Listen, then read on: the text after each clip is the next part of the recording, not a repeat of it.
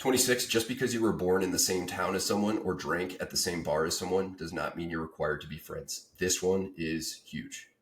You might find as you go on your journey to your next big chapter in life, whether it's going to soft selection or whatever it is, that there are certain people that you used to acquaint yourself with or even call friends that don't have the same life disposition as you. They don't have the same goals. They don't have the same ambition. And in fact, when they see you doing big things and improving yourself and taking that big next risk in your life to be better, it makes them, whether consciously or subconsciously, look at themselves in the mirror and be like, dang, I could do something like this, but I choose not to. And oftentimes those people start resenting you for it, or they start undermining your goals, whether it's like covertly or overtly.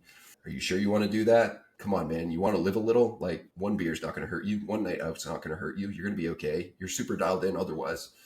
Those little things, they add up. So just because someone was born in the same town as you, just because even someone has the same parents as you, just because someone gave birth to you. I have a great relationship with my mom, but I know not everyone does.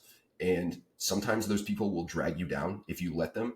And letting other people drag you down, especially if they don't want anything to do with your life trajectory or your goals and they don't support you, is just a massive failure.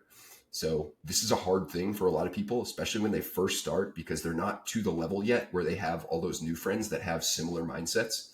Chris Williamson in Modern Wisdom talks about it. It's the lonely chapter, I believe. Essentially, you start doing things that are going to take you to the next level in whatever development you're going for, whether it's business, fitness, getting healthy, approaching soft selection, whatever it is. So the friends that you're leaving behind, you're no longer friends with them, but you haven't made it to the level yet where you actually have friends on the level that you're going to get. So you're right in between there. And that's the lonely chapter. And it's a thing for a lot of people. And it's tough. It's not difficult. I mean, it's very difficult. And it's something that you're going to have to endure. But if you just keep working at it and keep leaving those people in the rearview mirror, or at least minimally interacting with them as best you can, you're going to eventually get to where you're going to start meeting people who are like-minded and have the same goals as you and have the same drive and determination, and they actually build you up and support you. So you're not required to be friends with anyone, no matter what.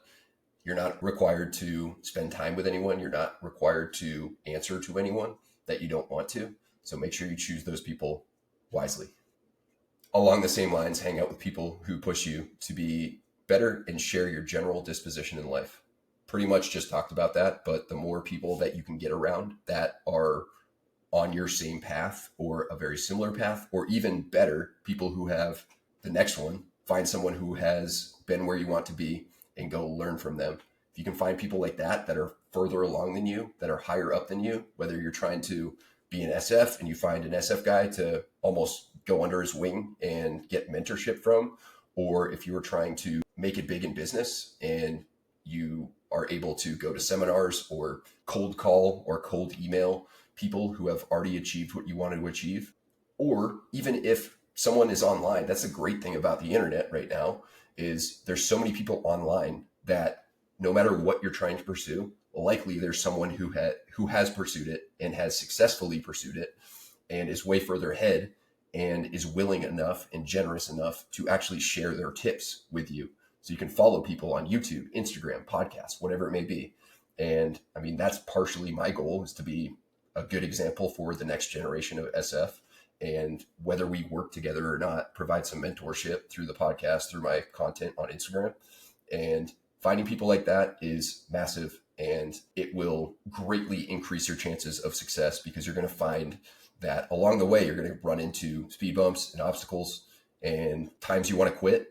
And if you have a person that has been there and been through that stuff before, and you can lean on them and ask them, or just learn from what they did to get through all those shitty situations and come out the other side successful, then that is a massive thing. So start seeking those people out and start surrounding yourself the best you can with people that share the same disposition as you, the same outlook on life, the same goals, or very similar goals, or at least goals to do bigger and better things, even if it's a different thing than you.